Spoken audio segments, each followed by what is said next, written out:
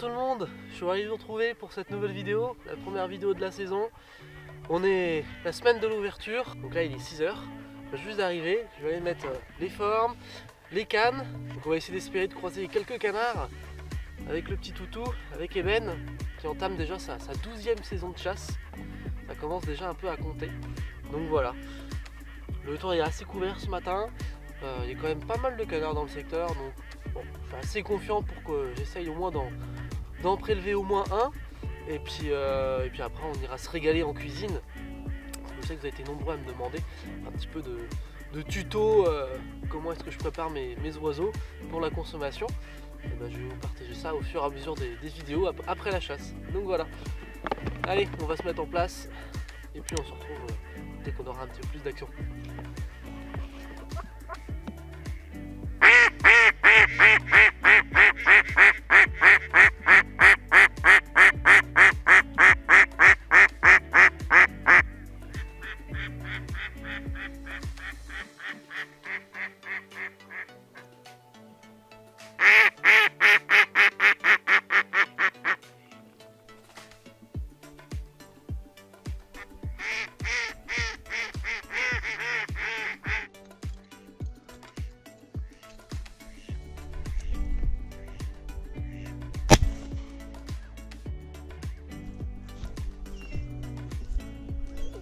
Apporte-le, apporte Eben.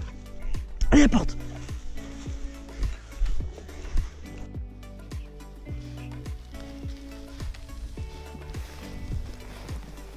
Dan, c'est bien. C'est bien mon chien. Un canard, une cartouche. Il a pris un plomb dans la tête, c'est pour ça qu'il y a beaucoup de sang. Mais bon, bien content.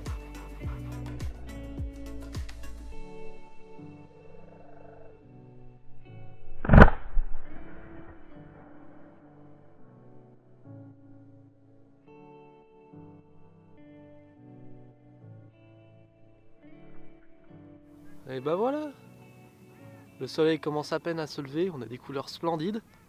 J'ai un beau canard qui tourne bien sur les formes, que je tire pas très loin, en une cartouche. Ça suffit, un mâle, un jeune mâle. Ça fait bien plaisir en tout cas, commencer la journée comme ça. De toute façon, les sorties précédentes que j'avais fait, à chaque fois à la passer, il n'y avait pas grand chose. Puis c'est vraiment quand le soleil se met à se lever que les oiseaux commencent un peu à s'activer. Donc ça commence bien, je suis content, on a vraiment des couleurs magnifiques, regardez ça.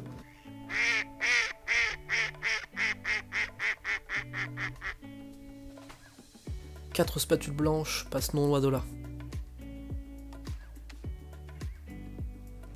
J'entends un chevalier gambette en vol, je décide donc de l'appeler.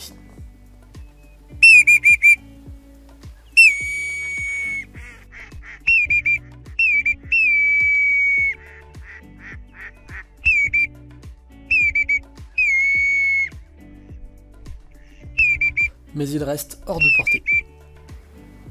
Dommage. Un petit chevalier gambette, je l'ai appelé de loin, je l'entendais chanter au loin. Il est venu là, limite de portée de tir, c'est dommage. Souvent qu'on a l'occasion de croiser un petit chevalier gambette, plutôt un oiseau qu'on trouve en bord de mer, ça fait bien plaisir, surtout qu'il a réussi à bien l'appeler. Bon, même s'il n'est pas venu à portée de tir, c'est pas grave. Hein. C'est une belle petite action, une belle petite scène.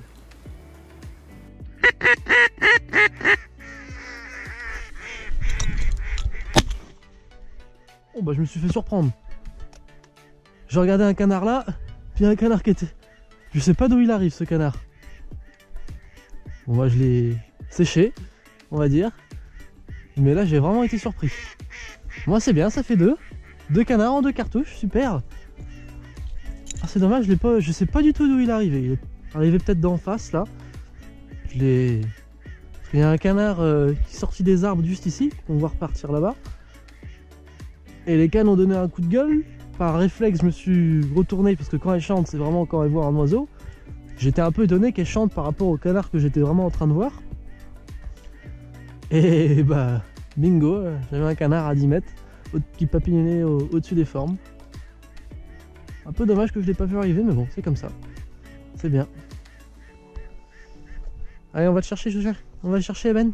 Peut-être que du coup, on aurait peut-être vu la scène sur cette GoPro, je sais pas, on verra bien.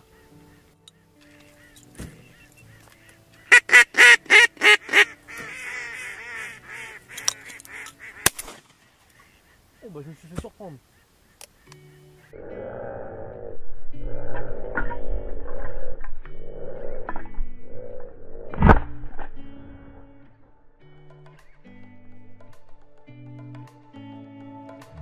Et c'est donc un second canard colvert, de nouveau un jeune mâle, qu'Eben me rapporte toute fière de son oiseau. Et pour finir cette belle matinée de chasse, j'ai la chance d'observer de nombreux oiseaux en vol.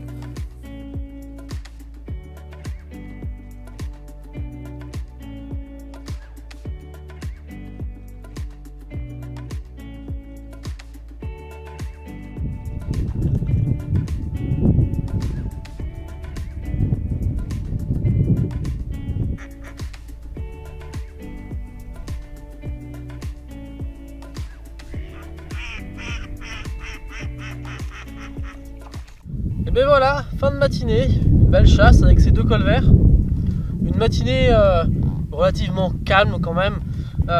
J'ai eu ces deux belles occasions. J'ai eu quelques canards qui se sont approchés, mais pas assez pour pouvoir les tirer. Enfin bon, je m'en sors quand même très très bien. Maintenant on va ramasser les formes et ramasser les cannes. Et puis on va rentrer à la maison. Et on va se retrouver en cuisine, où je vais vous montrer comment est-ce que je les prépare pour pouvoir bien se régaler ce midi. Allez, à tout de suite.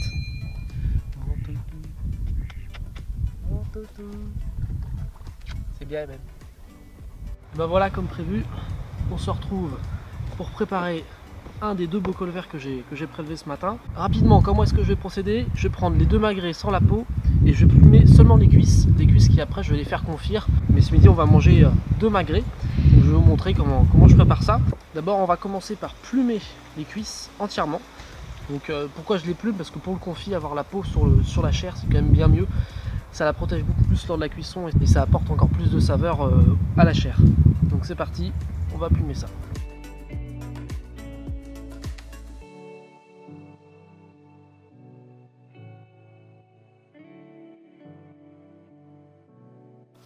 Voilà rapidement ce que ça donne. Donc, vous voyez, j'ai plumé toute la cuisse et assez haut sur le dos parce que le muscle de la cuisse remonte assez haut, donc pour avoir vraiment l'entièreté du muscle, et ça des deux côtés. Donc ouais, c'est assez rapide à faire, hein. Quelques minutes c'est fait, et vous aurez des très bonnes cuisses à faire confire. Voilà, maintenant on va les découper, et ensuite on va prendre les magrets. Pour découper la cuisse, rien de compliqué, hein. On coupe ici, hop, ensuite on longe l'os tout en découpant tranquillement, ça nous arrive jusqu'à la peau. Ensuite on a jusqu'à désaxer, on découpe toujours en longeant et voilà, vous avez votre cuisse prête à consommer. Un petit coup de chalumeau pour brûler les petites plumes et puis c'est bon. On va prendre les magrets, donc pour ça on va juste ouvrir la peau. Là-dessus rien de bien compliqué, il vous suffit juste de mettre vos 2 pouces dans le trou du bréchet, donc à la base du cou et en haut des magrets, juste ici. Vous percez la peau avec vos doigts, vous ouvrez comme ça, on le retourne et ensuite vous voyez là on distingue les 2 magrets juste ici. Et donc là vous avez juste à mettre votre doigt sous la peau, à glisser, et là vous avez juste à ouvrir. Voilà, et donc ça donne les 2 beaux magrets, donc prêts à consommer.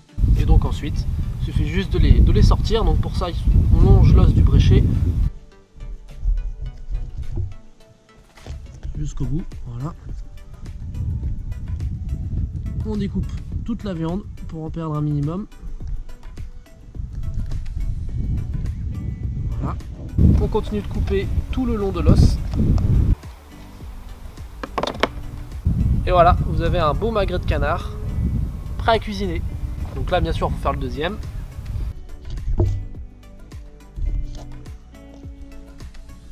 Pareil, même technique. On essaye toujours de perdre un minimum de viande, hein, bien sûr. Et voilà, on enlève les petites plumes. 2 beaux magrets de canard prêts à manger. Alors on va aller se retrouver tout de suite dans la cuisine pour aller mettre ça dans l'assiette comme il se doit. Et vous commencez par faire chauffer une poêle sur feu moyen et vous ajoutez de l'huile d'olive et du beurre. Vous faites fondre le beurre tranquillement en faisant attention qu'il ne brûle pas. Vous pouvez ensuite ajouter vos 2 magrets.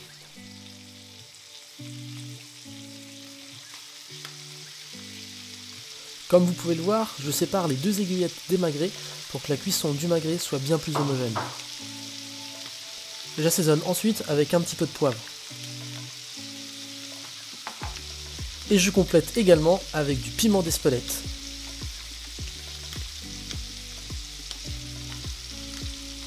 Laissez cuire 1 à 2 minutes afin que le magret soit bien coloré. Vous pouvez ensuite les retourner et faire la même cuisson de l'autre côté.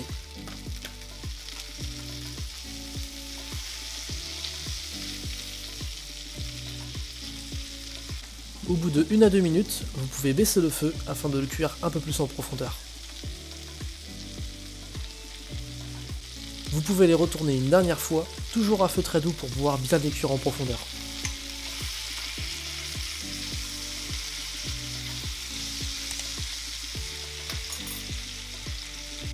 Et vous pouvez donc les sortir de votre poêle pour les découper. Une viande légèrement rosée est l'idéal. Petit goût personnel, j'aime particulièrement bien le découper en fines tranches pour pouvoir le manger.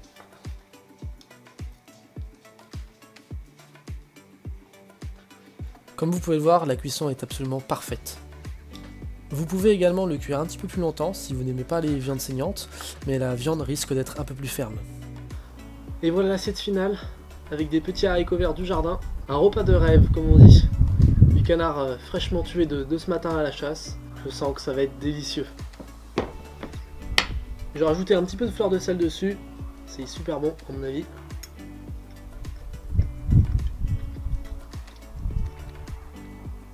J'aimerais pouvoir aussi vous partager le goût à travers les images, mais c'est pas possible malheureusement. Donc je ne peux que vous inciter à faire pareil chez vous. C'est bon. Comme vous pouvez le voir, les magrets de canard sauvage c'est quand même beaucoup plus petit qu'un magret de canard domestique. On va dire que même je pense que 2 magrets de canard sauvage ne sont même pas équivalents à un seul magret de canard domestique. Mais malgré ça, ça reste délicieux.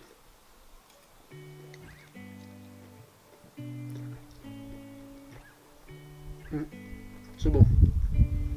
En tout cas, moi j'espère que cette petite vidéo vous aura plu. Donc vous inquiétez pas, dans les prochaines vidéos, je vous partagerai également au fur et à mesure toutes mes différentes recettes pour manger les différents gibiers, bien sûr.